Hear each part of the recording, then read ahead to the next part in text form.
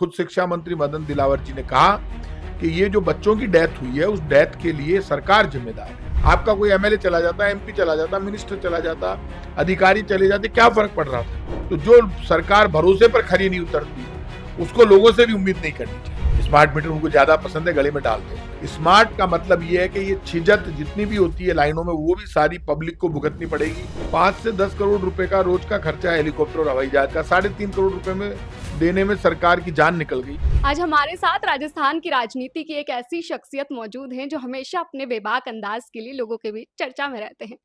मुद्दा जनता की परेशानियों से जुड़ा हो या सरकार की पॉलिसी पे सवाल उठाने का, उनका हर चीज में अपना एक अंदाज है। मैं बात कर रही हूँ प्रताप सिंह खाचरियावास की।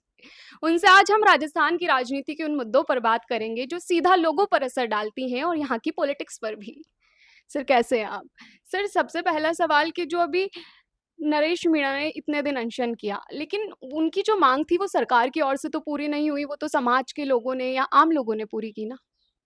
कमाल कर दिया उस आदमी ने। सरकार ने 10-10 लाख रुपए दिए और नरेश मीणा ने अपने संघर्ष के दम पर जो लोगों ने उनको प्रेम दिया और उनके आह्वान पर 13-13 लाख रुपए दे दिए।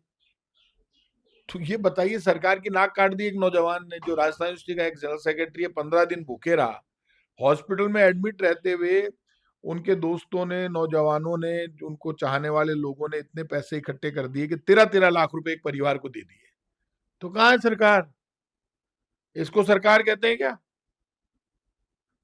5 से 10 करोड़ रुपए का रोज का खर्चा है हेलीकॉप्टर और हवाई जहाज का, 3.5 करोड़ रुपए में देने में सरकार की जान निकल गई। खुद शिक्षा मंत्री मदन दिलावर जी ने कहा कि ये जो बच्चों की डेथ हुई है उस डेथ के लिए सरकार जिम्मेदार है, और खुद ने जिम्मेदारी ली शिक्षा मंत्री जी ने। तो शिक्षा मंत्री जी ने इस्तीफा तो नहीं दिया।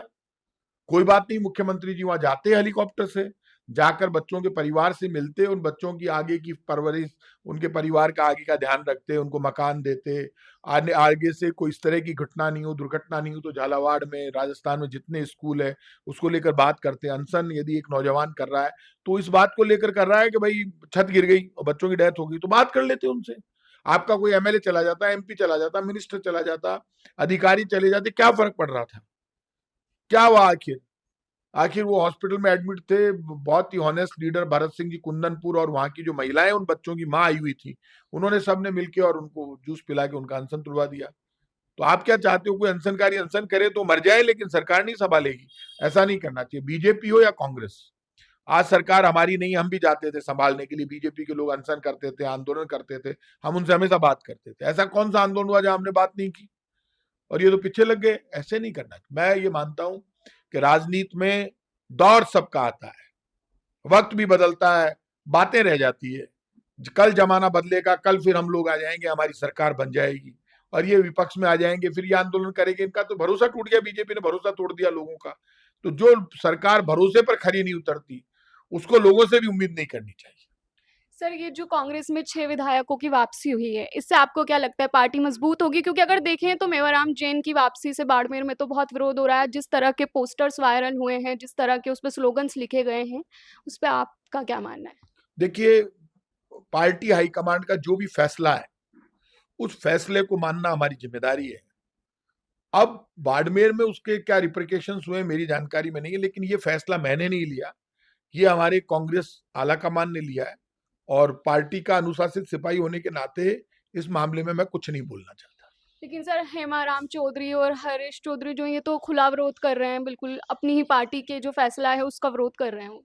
कहाँ कर रहे हैं? मैंने तो नहीं देखा कि। सर, सोशल मीडिया को अगर हम देखें तो वो इस तरह से खबरें हैं सब जगह पर, और सुबह की अगर आज की हम खबरें देखें बाड़मेर को लेकर तो वहाँ सीधी सीधी खबरें चल रही हैं कि कांग्रेस के 2 गुट हो गए। इन सब खबरों पर ये आपका। मेरी बाड़मेर की जो जिन लोगों को पार्टी में लिया गया उसके बाद बाड़मेर में क्या हालात है ये मेरी जानकारी में नहीं है। जब जानकारी में होंगे तो मैं बताऊंगा।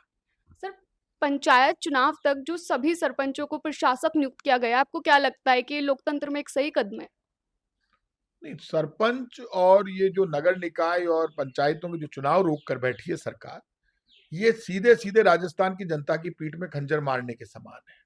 करप्शन बढ़ेगा। आपने लोगों को जो हट चुके हैं उनको प्रशासक लगा दिया, खुलेआम चोरी हो रही है, बेईमानी हो रही है, शहरों की और गांव की और अभियान चला रही है सरकार।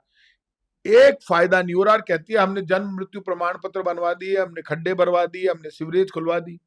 अरे तुम्हारे कर्म फूट गए, क्या शहरों की और गांवों की ओर एक पट्टा आप दे नहीं पाए? जयपुर में और पूरे राजस्थान में ये अभियान चला रहे, अभियान तो इनका फेल हो गया। तो बिना पैसे के तो किसी को पट्टा ही नहीं मिलता, कोई काम ही नहीं होता। नगर निगम या पंचायतों में बिना पैसे के कोई काम नहीं हो रहा, करप्शन जबरदस्त है।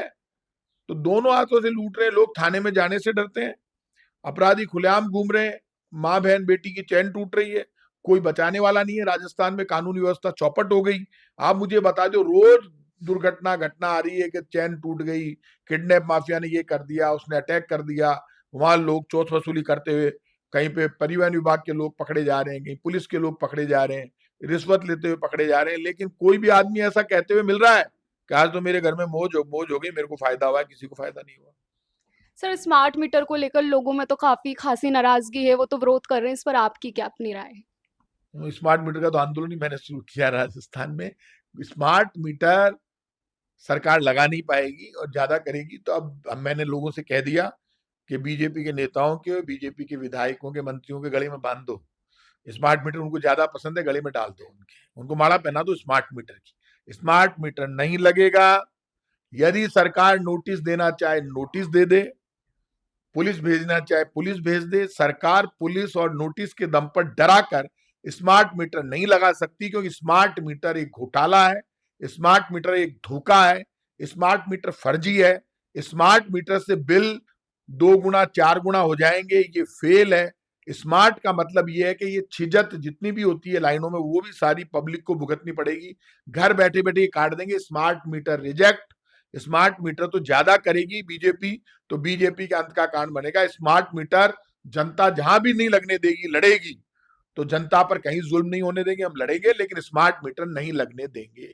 सर, मेरा आखिरी सवाल, आपको क्या लगता है ये जो जाति की जो राजनीति हो रही है, जैसे जो तो इस अगर हम देखें हनुमान बेनीवाल तो वो जाट नेता बने, नरेश मीणा वो मीणा समाज को प्रभावित करते हैं। आपको लगता है इसका लोकतंत्र पर क्या असर पड़ रहा है या आम जनता पर क्या असर पड़ रहा है? देखिए, आपको लगता है संघर्ष करने वाले लोगों को सिर्फ जाति से जोड़ना गलत है। संघर्ष करने वाले व्यक्ति के साथ हर कास्ट के लोग जुड़ते हैं। और राजनीति में हमने क्या किया कि आप जब तक कोई आदमी एमएलए एमपी नहीं बनता, उसको जाति का नेता घोषित कर देते हैं।